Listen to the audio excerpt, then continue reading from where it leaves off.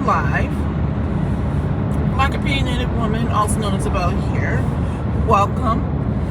So, the cultural relevance of Ciara is evident because she's got everyone talking about being independent in her songs and that type of thing.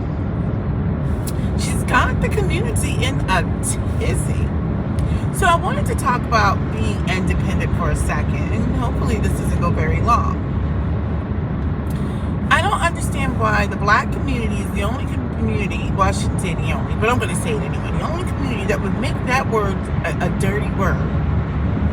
And now we say things like modern women, and we've found a way to make anything that is positive or anything like that dirty. But I wanted to just peel this back for a second. I think this should hopefully be less than 5 minutes. I don't understand why you would want to make the word being independent dirty. Why is independent a bad thing? Now, I'm going to speak to the men for a second. Don't you want an independent woman? Don't you want a woman who is capable of taking care of herself when you meet her?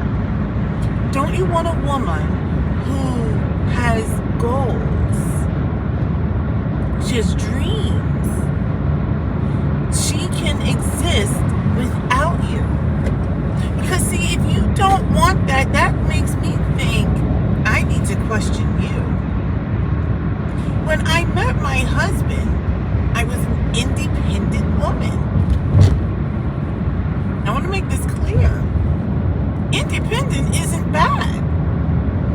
And being an independent woman that is single is not bad. It's when you add on some other stuff that makes it bad. When my husband met me, I had my own career. Well, it's actually going to make a change, but I had my own, and I hate to speak in terms of material goods, but this is what the community understands. When he met me, I had my own home. I had 2 homes, as a matter of fact. I had a rental home as well. I had my own gig going. I enjoyed the things I enjoyed. And I don't know. The men that I met in the past, they loved the fact that I could do me. Except for maybe one who was kind of, controlling.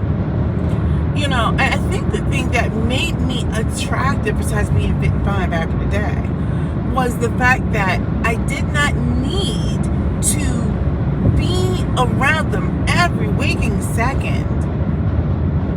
I did not need for them to pay my bills. I didn't need them for that. Now, I want to say something for a second, which is going to probably be triggering. I did not need a man for my daily living, okay? I want to make this clear.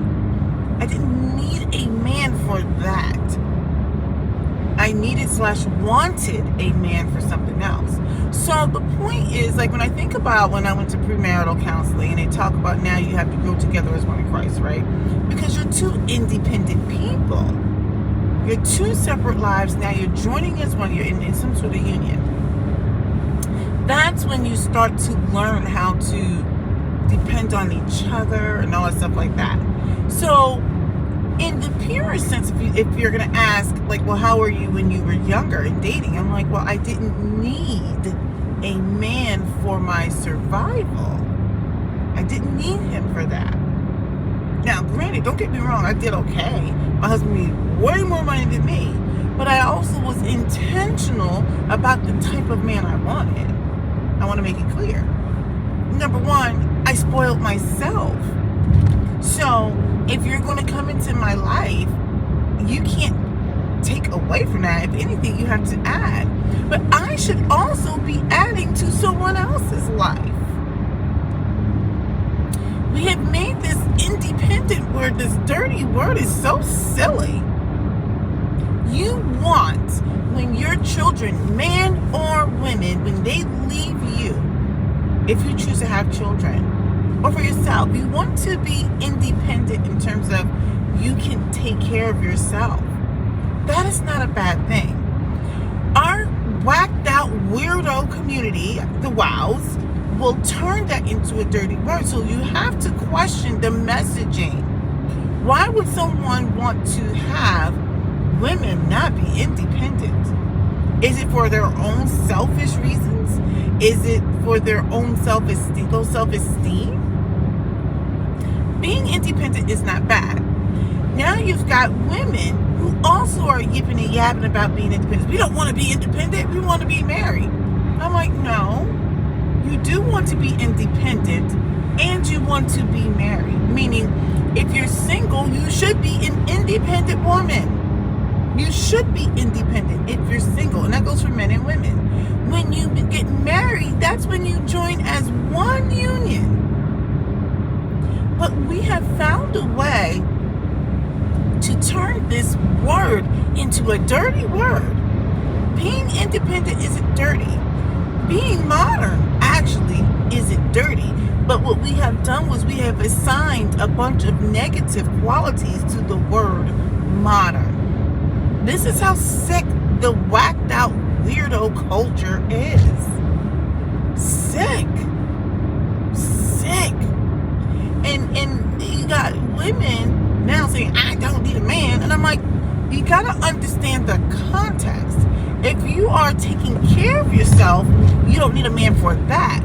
But I will say this, as humans, we all need someone in some capacity. So if you don't need him for paying your bills or for your daily, day-to-day living, that's one thing. But we all desire companionship and connection in all these things. And that shouldn't be a shameful thing to admit. But we gotta stop conflating independence with wanting to be married and stuff like that. Like, stop it. Everyone sounds silly to me. As a young person, you should be independent. As a single person, you should be independent. You shouldn't be relying on others for your daily survival. If we're talking about, just your basic human needs. But at the end of the day, we all desire the human touch, companionship. Most of us do desire love and that type of thing. But I think what happens is the messaging gets all kinds of just warped. You got the angry woman, I don't need a man and I don't need to be married. I'm like, all right, chick, like, I just need you to go on over there and be all angry by yourself. Go on over there and go chew your nails and be the whacked out weirdo that you are. And then you got the men, there's so many things to pick on, like, where do I even begin? They are just out there, they're just lost. They're like in the middle of the ocean on a raft with no paddles, no oars. Like, this situation is just weird. But anyway, the whacked out weirdos, that's men and women, have now made, or mostly men, they have made this word independent to be this dirty word, and it's being co-opted to be something else. Oh, she's an independent woman. Your response should be, oh, she's an independent woman. So now, don't get me wrong, you've got some women who are so good at being, I put earmarks around it, independent, that they turn a lot of people away. Like, I look at women sometimes and I'm like, oh, I wouldn't want to date you either. You're mean. You're just mean.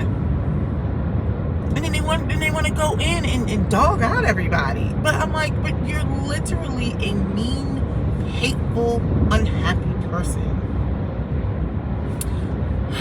Independent does not have to be a bad thing. You want for your mate prior to meeting you to be independent. That's not a bad thing. It's not a bad thing. When my husband and I met, or even outside of my husband, it doesn't matter, whoever it was I was dating, like, you would come together and you would bring new ideas. You would bring ideas to each other. You would do new things, expose each other to new things. You would learn to rely on each other. I had to learn how to rely on my husband.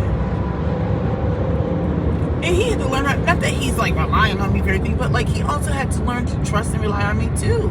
We have children. So I just feel like, okay, we need to stop with the silliness.